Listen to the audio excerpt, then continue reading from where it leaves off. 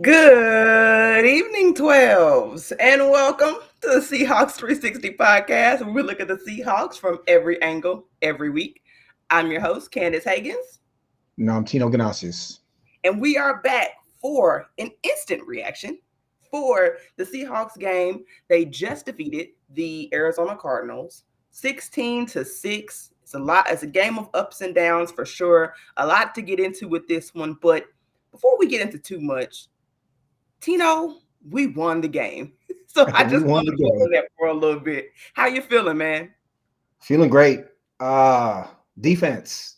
I Defense is fun to watch, and putting pressure on the quarterback is fun to watch. Fires up the crowd, fires up the fans. Like, it's really easy and a lot of fun to watch a game where your defense is getting to the quarterback and shutting down the run. And surprisingly, that's what this Mike McDonald defense is starting to do. First reaction is James Conner had 8 yards, right? Kyler Yeah, Murray had 9 yards. Arizona rushed the ball 14 times for 49 yards.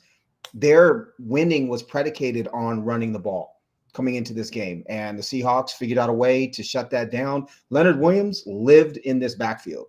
So my first reaction is Leonard Williams, give him his props, right? Geno's a little bit up and down, but he carried him and brought him through. But that defense, man, swarming, right? The way we saw it in the first 2, 3 weeks, absolutely swarming all over the place, juiced, charged up, ready to go. This is a team that, given the 49ers downfall and the way that they look today, this is a team that should win the NFC West, provided any horrendous injuries, despite a what I consider to be a porous offensive line and a defense that is still gelling. But so much fun to watch. Super cool game. Again, defense looked phenomenal. Leonard Williams was unblockable in this game. You said on Blue Sky that make him an All-Pro already, and I couldn't agree more. He absolutely destroyed the Arizona offense today. absolutely. No, for sure. I think what was the most fun and what has been the most fun from each game, from a defensive perspective alone, you've seen Mhm. this team even get better. So they were able to hold a very, I would say, would have been on fire, hot, elite, even offense Mhm. to no Mhm. touchdowns. Like they were Mhm. not able to score any actual touchdowns on this defense. And so you Mhm. went from being able to slow down Matt Stafford, kind of along, I believe a garbage time touchdown pretty much ended up is what it ended up being. Um, 49ers had a little bit more success against you defensively, but you still overall shut them down. But this was just complete defensive domination as close as it can come to that. I mean, Mhm. obviously there were some plays here and there, but nothing came of it, and that's really what is so key. This is what you brought in Mike McDonald for, was to be able to Yep. give the Seahawks the advantage defensively again within the division in offensive schemes that Mhm. frankly the Seahawks just had not been able to keep up with from a defensive perspective. The fact that you were able to hold the Cardinals to 6 points is extremely encouraging, because the Cardinals were not a team that were winning games because of their defense. I think their defense had held up and it was pretty solid, but they Mhm. were winning on, like Look, you said, James Conner, on Kyler Murray, his run game. I yep. mean, how many times have we played this Cardinals team and Kyler Murray still killed you and with his legs, Yeah, right? I got him. I got Okay. Kyler Murray in fantasy. He's been balling out. Yeah, I brought up his game logs, James Conner's game logs, and the Arizona game logs. And you look, Arizona had scored at the Dolphins. They won 28-27. At home against the Bears, they won 29-9. At home against the Jets, they won 31-6. So they had scored 28, 29, and 31 in their last three games. Kyler Murray in his last few games was phenomenal passing the ball, right? Against the Jets, he went for 266 and a touchdown. Against Miami in the game I talked about, he's 26 of 36 for 307 and two touchdowns. He was on fire. James Conner has 1, 2, 3, 4 100-yard rushing games coming into this week, and they gave Yeah. up 8 yards on 7 carries, completely bottled up. This was a dominant performance. I failed to mention in my first comments, and I apologize, Devin Witherspoon. Witherspoon was absolutely everywhere in this game. The announcers couldn't stop talking about him. He was phenomenal, and he to me also looked like an all-pro slot in this game because he was tackling, right? There were a couple runs where he met James Conner and essentially stood him up. James Conner is one of the toughest, strongest running backs in the game, right? And Witherspoon was able to pretty much stand him up. And so I don't know. The defense was so much fun. It was so much fun. Your boy Kobe Bryant with his pick six was phenomenal. This was awesome. This was phenomenal. For sure. It was a total team effort for all of the credit that we would deservedly give Leonard Williams, for all credit that we would his impact across the board. You had so many underrated guys like Julian Love. I thought had a really nice game, just sort of being where he needed to Sure. be in the exact Awesome right game. moments and sort of being a field general, just preventing the big play, obviously, but also I just felt like he prevented momentum plays. It's just overall. The communication seemed to be very strong, so I credit him overall. A couple of ups here and there, but I think still very solid. We're still talking about a rookie, so I think you are very pleased with your performance from him at every level. Cohesiveness about defense that we just hadn't seen before. There were miscommunications here, miscommunications there. There was a question about Rayshawn Jenkins coming back. How would he fit into the fold? That seemed like it looked seamless. You were still able to use Kobe Bryant, still able to use Rayshawn Jenkins, and still have everything come together without these explosive plays, right? Because that was my biggest concern. Okay, we got a new safety coming back in the fold. Will explosives be an issue, particularly with an explosive offense? It didn't take much for this Cardinals offense to be able to put points on the board, typically speaking. And yeah, like you said, dominate, I think, is the right word. Not to say that they didn't get anything done. I think Cardinals had their moments. Trey McBride, I think the tight end was probably he was pretty much literally their only source of offense on the day. Right. So I mean, that credit to him and their ability to do that. But outside of him, Marvin Harrison Jr. had a couple of catches that that were pretty good, but that's it. Like that's really it. And with an offense that is struggling and is sort of up and down, still not able to find itself in any sort of way, you need defensive performances like this one in order to not be able to make a run just for the end of the season, but in order to be able to do anything in the playoffs, you need defense like this. It's watching the game and then looking at the numbers. Trey McBride, 12 for 133, 15 targets. But I think that was a part of the Seahawks game plan. It was don't get beat deep, right? Yeah. Don't let Marvin Harrison Jr. get deep.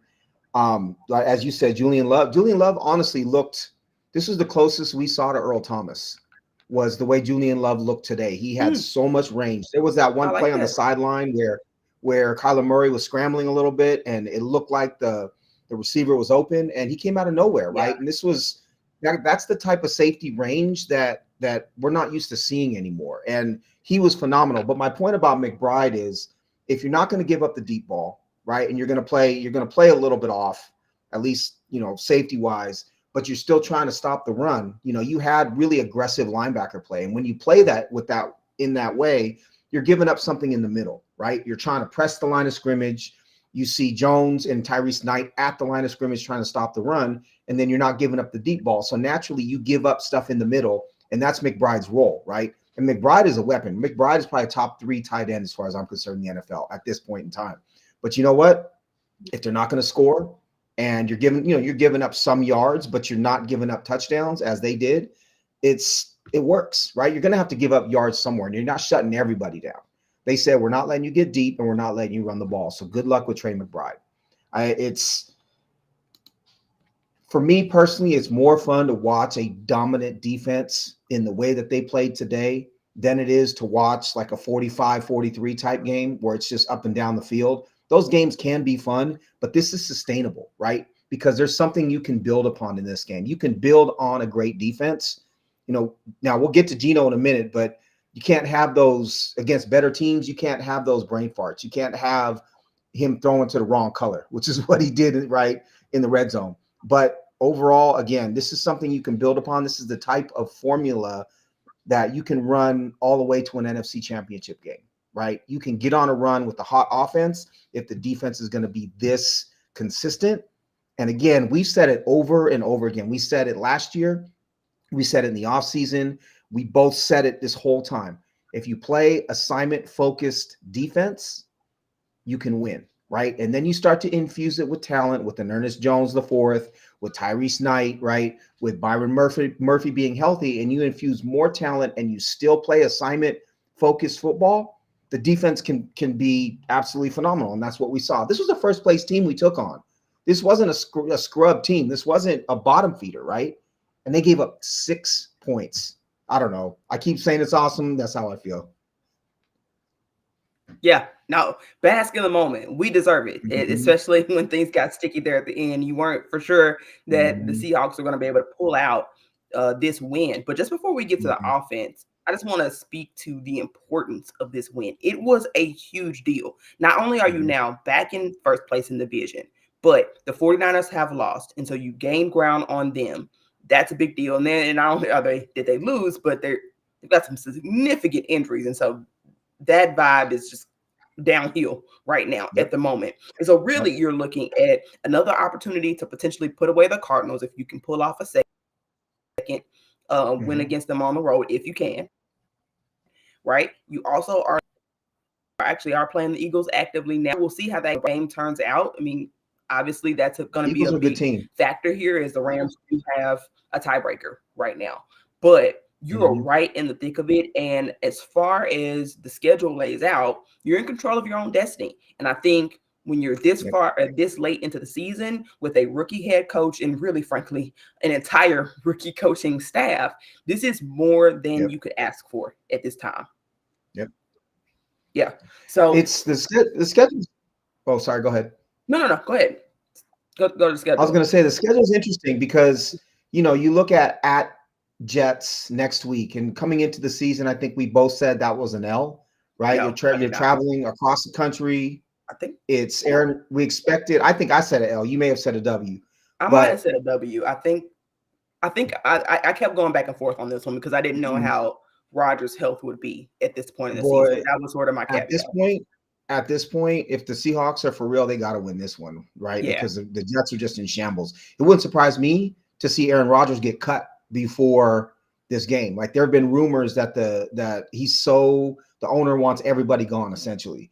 You're at Cardinals, which I think, yes, you're traveling, but the Seahawks proved, I think, that they're the better team if they play up to their talent level and they play assignment-focused football. Packers at home on Sunday night, I think that's a toss-up to me. Packers are a very, very good team. But it's hard to come to Seattle, right? It's going to be nighttime. It's going to be cold. It's national TV. You've got stars that are going to want to step up.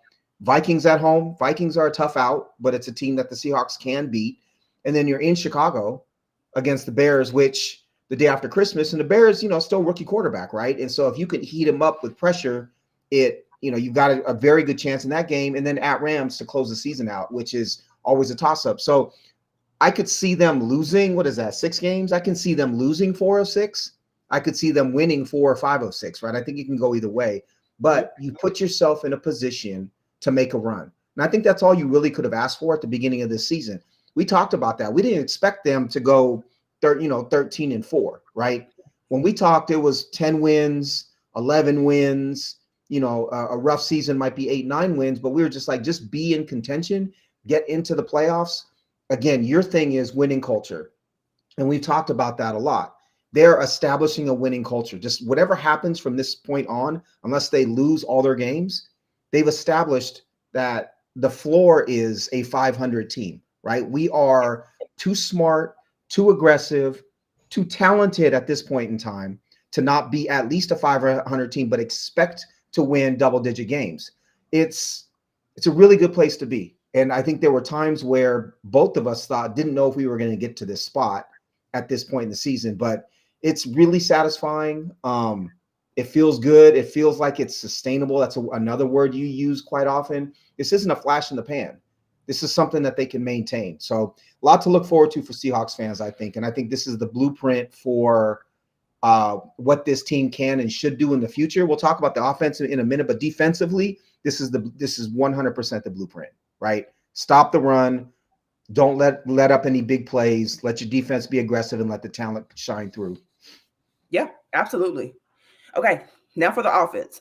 I want to start with the positives because JSN is right now looking like a bona fide number one wide receiver, frankly. And I think this team is better operating out of JSN and operating with him as your primary target, and then using DK in moments that he can absolutely burn you. I think Sure. DK is still extremely valuable to this team, but the force feeding of DK, I think, holds the entire offense back. And we've seen them do better. I will 100% give them credit for that. We don't see as much force feeding of DK. Geno seems to himself have more trust in JSN and be willing to give him some shots more often. That is a huge, I'd say turning point in the season. And I think it's something, like you said, sustainable. I think that's sustainable. The way JSN is being able to get open, the way he's making catches, and you see him getting better for every opportunity that he gets is I think the best case scenario for the Seahawks offense. Let me ask you two questions. One, do you think that the decrease in usage of DK Metcalf is in part due to some of the lack of trust because of him rounding off some routes and not running the routes correctly and causing Geno Smith interceptions in crucial times, right? Because he's done that twice this year, where the route that he's run hasn't been the route he was supposed to, and he's really hurt the Seahawks. I wonder if there's a lack of trust at times between Geno and DK because of it, and it's pushed Geno to trust a receiver that he knows is going to run the correct route in JSN, which he does. The second question is, DK's got this big contract, right? And it's up after next year, I believe. Do you give him another? So what I think determining what role he plays in this offense, right? Is he going to be the primary focus as he was earlier in the season where you force fed him, or is he going to play a role like JSN, like you just talked about? And if that's his role, then can you find another big receiver that's fast, that can threaten and press down the field to play that role that's not going to cost that much or as much as DK does, right? I think it's a question that needs to be asked. If he's not your primary receiver in that sense, you're paying him as a superstar receiver in his next contract. So is that a role that we can bring someone else into play? Or am I discrediting some of what DK Metcalf does for this team? I ask you that question. So the first question, I think that's possible, and maybe playing a little bit of a factor in terms of some of the mistakes that DK has made. But I also just think it was super predictable. I mean, the opening drives, there was target after target, DK, DK, DK, DK. I mean, at some point, you're just running into a brick wall, right? And so while it's possible that the trust has been lost, my hope is that they change the process, because I would hope that the process would be reevaluated because it was a poor process. I would say for sure. And the other might be a factor. In terms of if you pay DK, I still 100% think that you do. I just think that we saw games. I mean, and JSN did well without DK, granted, but I just think the defense has to play you completely different. I think DK's presence is still something that's probably undervalued. People just don't understand the nuances with how this offense has room to operate with him literally just being on the field. I also think that had you could have had more drives going, like more sustained drives, DK got 4 targets tonight. I don't expect that to be his average production. So when I say less, JSN being the primary guy, I would still hope that DK would at least get close to double-digit targets, but maybe even still double-digit targets. I think with a functional offense, this should be enough for those two to share primary reps. I mean, Tyler Lockett's pretty much out of the picture, and the other guys really aren't going to be clamoring for those targets at this point. I think you can divvy that up, kind of like we did for years. There was Tyler Lockett and there was DK Metcalf. in my opinion, I don't see why you can't literally do the same thing with JSN and then DK. And there are some games where JSN will dominate, some games where DK will dominate, depending on the matchup. I still think that that's a worthy money, especially since you do have JSN on a rookie contract. Now, at some point, you will have to extend JSN. Then are you talking about potentially trading DK or at least evaluating your other options? Yes. But one, you'd like to see that sustained success and proven ability from JSN first before you just toss DK to the side. And two, I think DK has earned that contract, even though he's got flaws.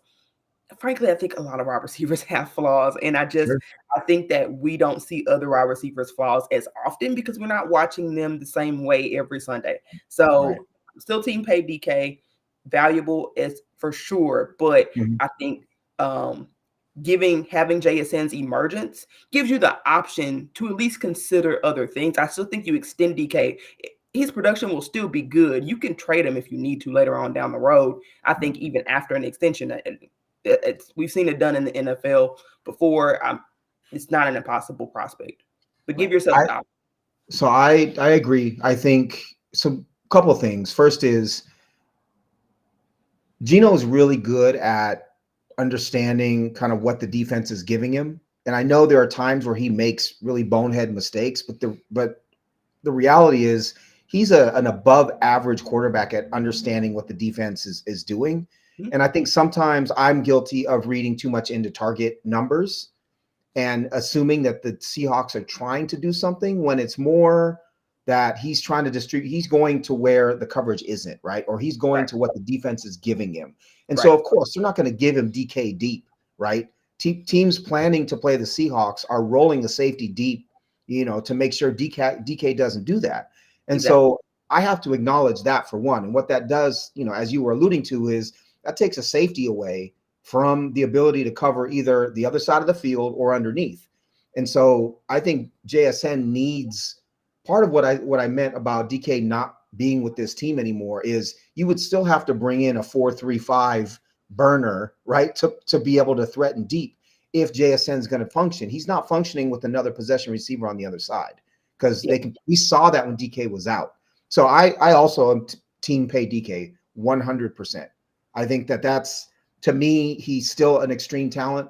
He's a decoy at times, and I think that's when we see JSN blow up. And it's not as if they don't want to go deep to him. It's just he's drawing coverage away. Also, be careful what you wish for. It's easy to say we bring in another guy who's fast and big and threatens deep. Doesn't mean they're going to be able to do it, right? But the one counter I will have is they have to figure out where, and then we can transition into the next thing. This organization has to figure out where the money is going to come from to build an actual offensive line, right? They're going to have to put a ton of resources into this offensive line. I understand they already have to a certain extent. It's not as if they've been cheap with it. They put some resources into it, right? But you invested a 1 in your left tackle, Charles Cross. You invested a 2, I believe. Well, Abe Lucas, what was Abe Lucas? A 3rd round pick. Okay, so you invested a 3 in Abe Lucas, which isn't cheap. You invested a 3 in Christian Haynes, right? And then Damian Lewis, who was here before, I think was a 3, right? But he signed elsewhere. So I would like to see them put more money towards it and bring in someone who's more proven. But I think they're going to have to do something. And I think currently they're either at the cap or over the cap for next year already. So they're going to have to do some stuff to be able to maneuver. But you've got to find resources for this line.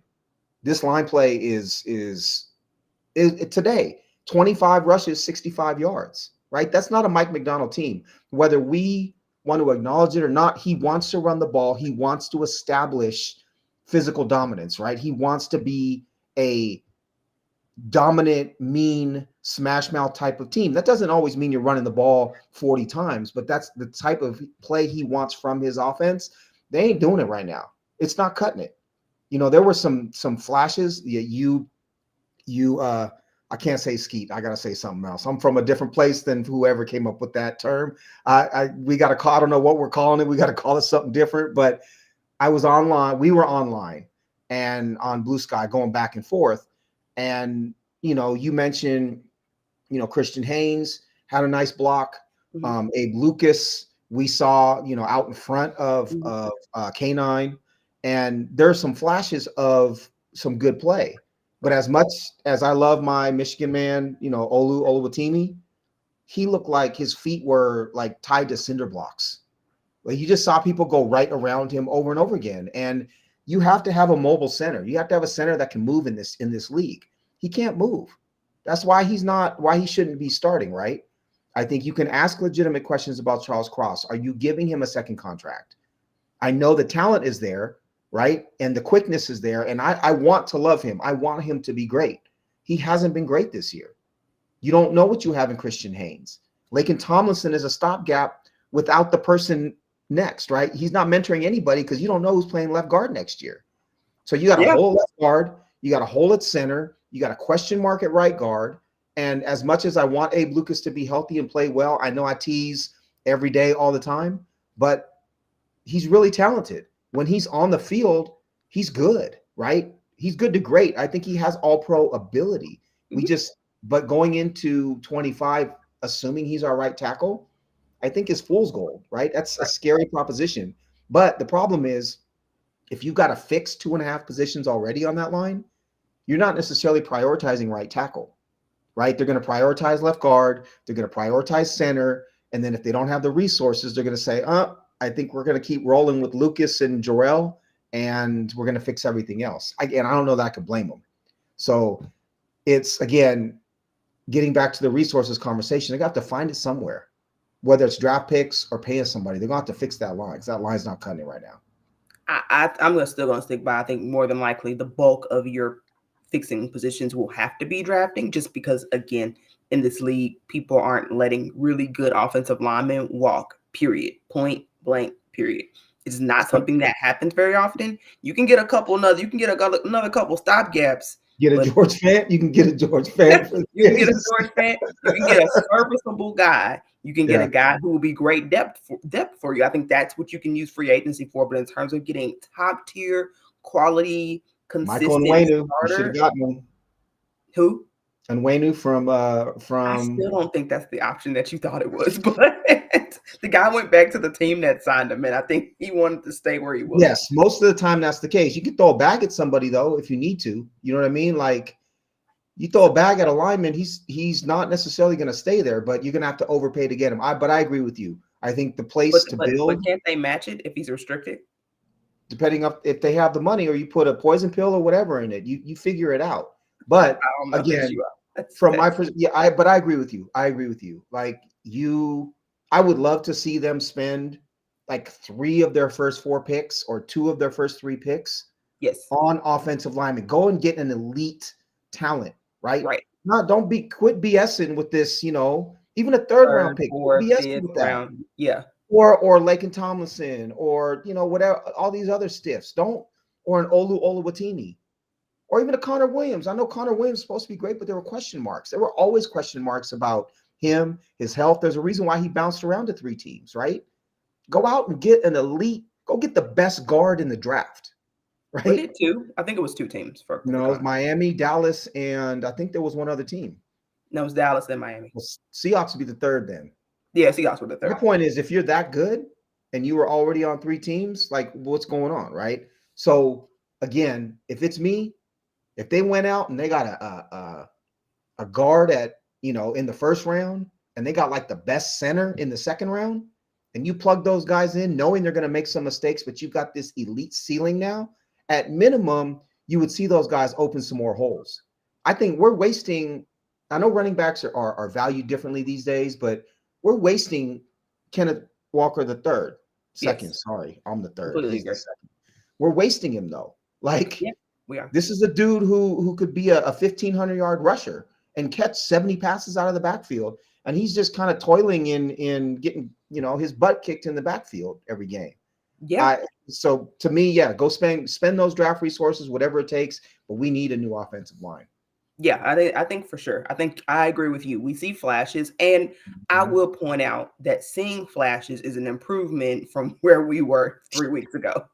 There Five were no turnstiles, flashes. yes, five turnstiles is what we had.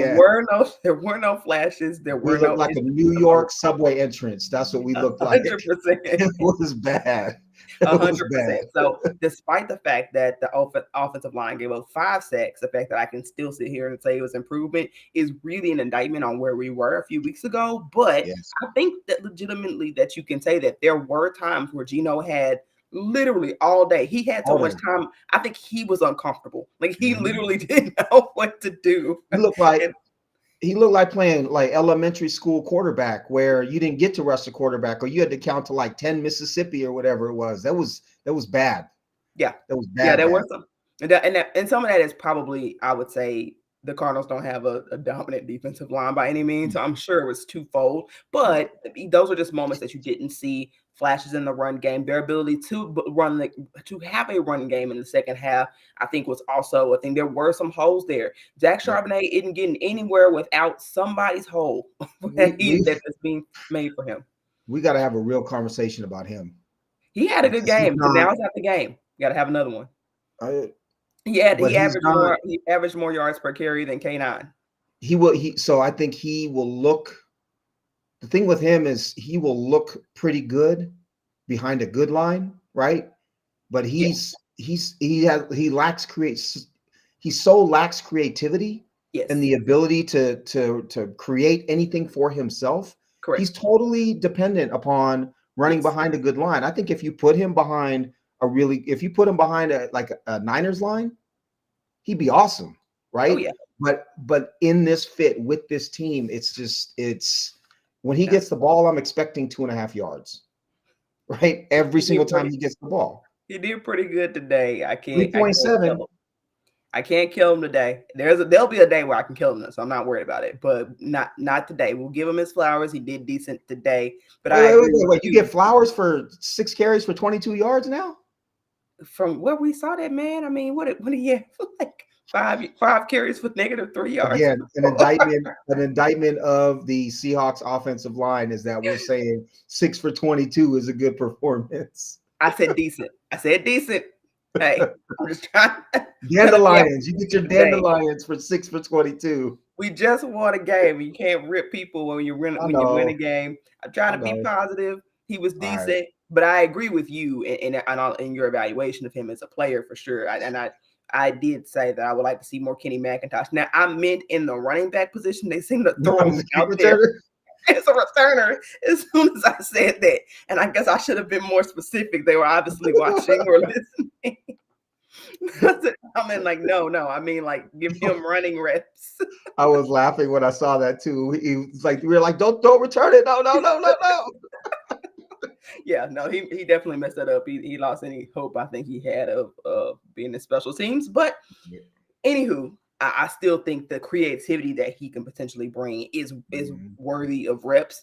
Mhm. Um, I think you saw some flashes from Christian Haynes. I think you saw some poor reps from Christian Haynes, but all in Sure. all, I think I feel the same way that I did before, and Yep. that is they are reluctant to play rookies because he didn't look that much worse than Bradford to me. I just No, got to put it out there. He didn't. no. He I, didn't look that much worse to me. I thought of you when Bradford got hurt, and I feel bad saying this, but like there was a part of me, you never want to see a player get hurt, right? You never want Right. to see a player like in Correct. pain, all those things, like 100%. I want to preface what I'm about to say with, I don't want to see nobody get hurt. Right. But when he got hurt, I was thinking to myself, man, I'm glad that at least the line is going to play a little better. Or at least the line is going to, Christian Haynes is going to have an opportunity to actually play now. That was my first thought. And Yeah. again, I'm not trying to be a jerk, but that was my first thought was I think this line will play better with, or at least maybe have the opportunity to have a higher ceiling, which means you might blow open a hole once in a while, or you Right. might have a big play at some point, right? Whereas with Exactly. Bradford, there was nothing. You weren't doing anything with him in there. But yeah, Penalties. it's good to see him get reps. I think him playing next to Abe Lucas too Yes. is a positive because you expect that to be the right side of your line for the next couple of years. They need to create chemistry, right? There needs to be synergy on that side of the line. I think the more reps, we say this every week, but the more reps he gets, the better he's going to become. Correct. And he's going to have more confidence as time goes on. Again, against this Cardinals team is when he should have been starting because there are no threats on that line, right? This is a team where he should be able to hold up. They're really lacking talent on this defensive line. But Yeah. and that was my first thought. I hate to admit it, but my first thought was cool. Christian Hayes about to get in this game. Yeah. When LJ Collier's getting sacks, then Oh, you already know the kind of defensive line you're boy. dealing with. Wasn't that brutal? I I hated to couldn't see that. I could not believe it. Was it I know fourth? every Seahawks fan was just twisting that knife right here after that sack because he was such a whipping, what is it called? A whipping boy because he was so bad. Everybody wanted to trash on him all the time. All the I think it time. was his fourth career sack. I still feel fine about whooping on him. Oh I yeah, really for sure. do. No, for sure. But against us, right? Against us of everybody. Yeah. Um, do you is this it for Tyler Lockett? I think it's got to be.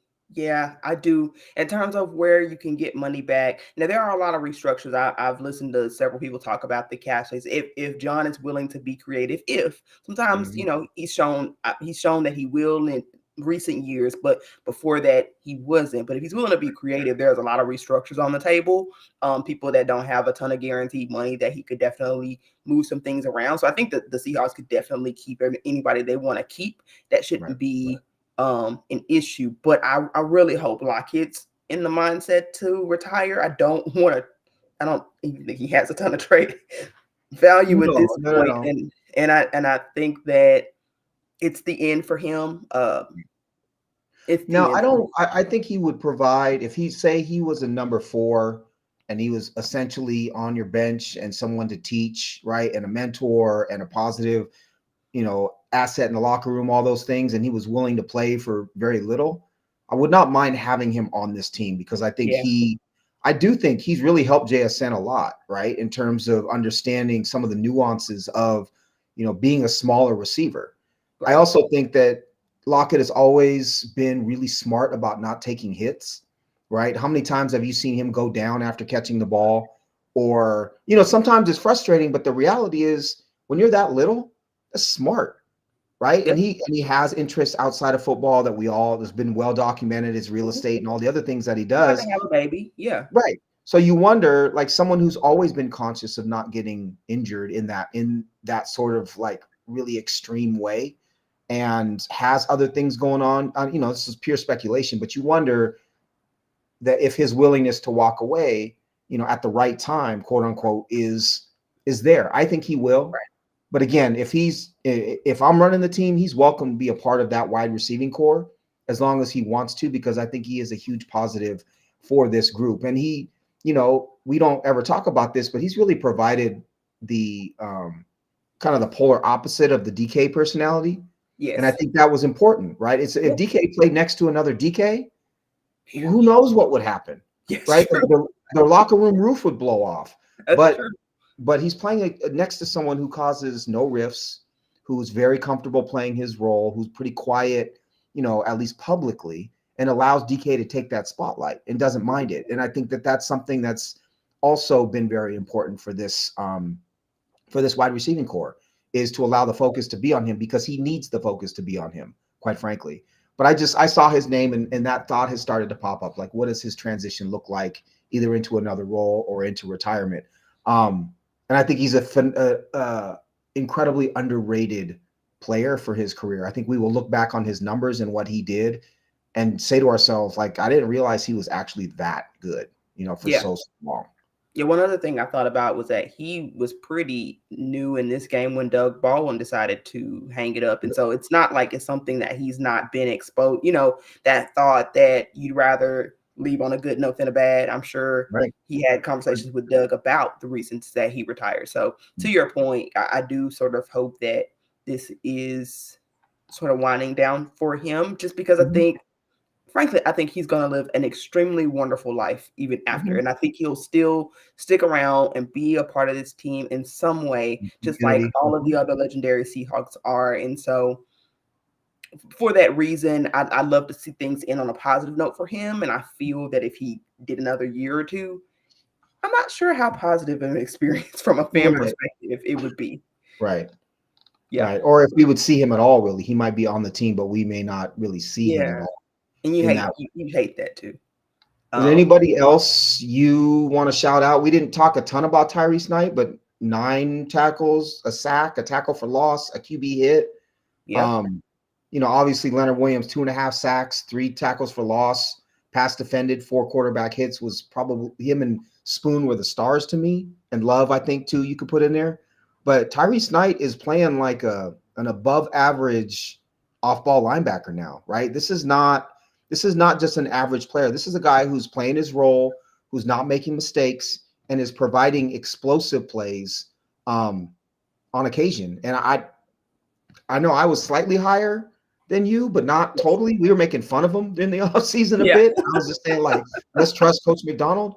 And the reality is he's playing like a top off-ball linebacker right now. He's been awesome. Yeah, especially for a rookie. I think he's done very well. But in terms of anybody else that you want to talk about, yeah, it'd be really hard to end this stream without talking about Gino. Yep. We did not talk about Gino. Yep. Um, I agree. Gino's really struggled, man. And I am an avid Gino defender. Uh, I still believe in his upside. I don't think the system fits him very well. I don't think this style accents his strengths, and frankly, I think it exploits his weaknesses a little bit. Mhm. Um, and it makes his. We all know that he's sort of a gunslinger in some ways, right? That he's got an arm. He likes to make some aggressive throws. Sometimes you're gonna take the good with the bad, and I think that's fine. But because they're passing so much, and part of it is the offensive line, but Right. because they're passing so much, it makes it so much easier for defenders to bite on things or to jump routes. Yeah, I think 100% that it makes things.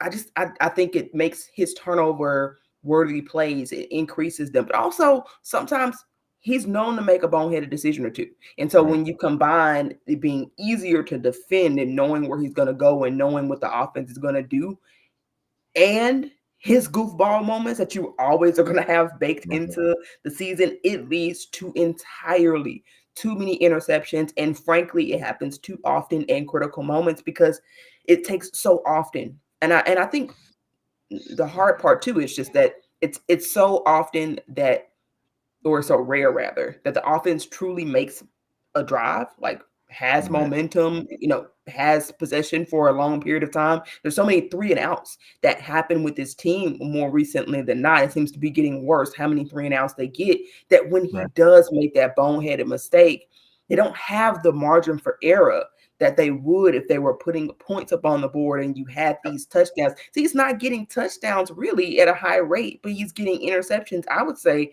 at a higher rate, quite frankly. Maybe not Mhm. statistically, but it feels like the even if he is getting a touchdown, it's coming with some kind of turnover, and that's just not sustainable offense. And while I will say that systems in place can be better around him, he's absolutely got to own these boneheaded decisions, because today was one of them, and that was completely on him and no one else. And he seems to be having more and more of that, which to me speaks to the fact that this system brings out his negative traits more Right. than his positive ones. So I just thought when you were saying that. So I've been a Geno apologist, I think, the whole time, right? And a lot of the blame for me has been on the offensive line because the offensive line, quite frankly, hasn't protected him. Right. But I will say that what's interesting is if I think about what the University of Washington offense looked like, right, with Michael Penix, and you had Jalen McMillan, Romo Dunze, Jalen Polk, so 3, top 3 round type of wide receivers and a good offensive line. But all they did, it was tons of like 18-yard, in routes and tons of deep balls. And Penix is a gunslinger, right? Penix has got a rocket launcher for an arm, and if you give him time, he's able to go. He can put the ball on a dime, right? 18 yards down the field, and that's what I think. What we thought we would see from DK a bit was those types of routes, right? Where Geno's accurate, but he's not as good under fire as I think we thought he would be. And you need to be able to protect in this offense to be able to complete those routes and those passes. And so I agree. I think if Ryan Grubb is going to try to run some of the stuff he did at Washington, you need a stronger armed, more gunslinger type of quarterback. And I think there are times too where we see Geno being unwilling to take that shot downfield because he tries to take care of the ball. When we see him throw these picks, oftentimes it's after he's been scrambling and he's trying to figure out what's going on. True. I think in Ryan Grubb's offense, you really do want that quarterback that's just cutting it loose, right? And Michael Penix was that dude, right? He wasn't afraid to cut it loose 35 yards downfield and try to put it through a window that's this big. So I think that the fit is not necessarily great.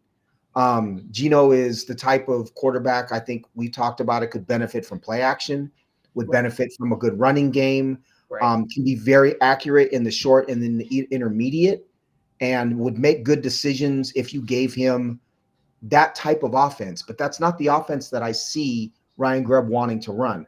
So I do wonder what the next couple of years will bring. As much as I love Sam Howell, I don't think Sam Howell's the answer to get you to the Super Bowl either. They're going to have to decide what they're doing as a succession plan for Geno Smith and investing, because obviously you have to invest a ton of resources to bring in a quarterback and patch up that offensive line at the same time. Yeah. So this is the first time I've really felt like Geno Smith may not be the answer for the next couple of years for this team. I'm still probably 70-30. Like, I still got 30% on the Geno side saying he can do it. And part of that is, I think, because I want to believe in him. But we also need to see Ryan Grubb adjust his offense and some of his play calling to be more friendly to a quarterback like Geno Smith, who is much better at being accurate in the short game, accurate in that kind of middle area, and be given, I think that they're expecting a lot from his reads, and I think he is very good at reading defenses. But he's, if he's going to be scrambling the way he does, you might want to just say, get rid of the ball, or better yet, take off and run, right? Right. Because he's very good at it. And when he threw that pass, if I'm not mistaken, he could have ran for the first down in that situation, and he got greedy. Yep. So yeah, I agree, and I think it's painful for me because I really want to see him succeed. And he only did make one really boneheaded mistake, but it potentially could have cost them the game at that point, because they were up, I believe, 13-6 at that point. And when he got picked off, Arizona had an opportunity to tie that game if they would have marched downfield. So we've got to see some new stuff. The other thing is there's no real upside with him because he's older, right? This is going to be the best that we get out of Geno, most likely. And they have to make a decision as an organization. Can this guy take us to a Super Bowl or not? I think the answer is probably no, if we're being honest. Yeah, it's tough, though, because I'm just not sure that there's any rookie quarterback you want to come in and sort of throw to fit this Ryan Grubb system anymore than Geno.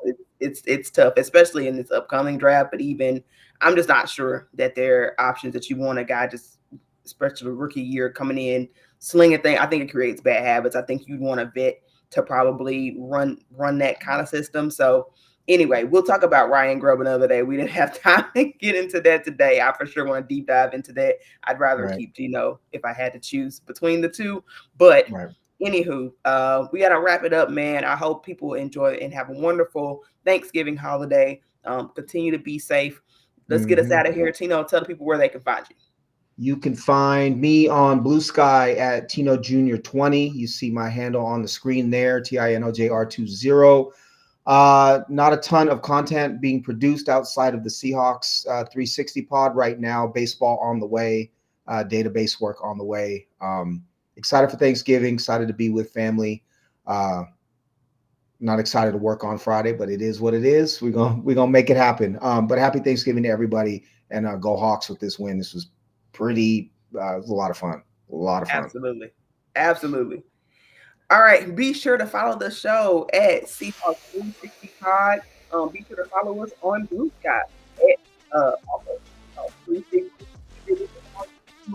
Be sure to subscribe, hit the notification button so you get updates for us. In the meantime, that's all the time we have for today. That's out. That's all. We're out. And as always, go Hawks.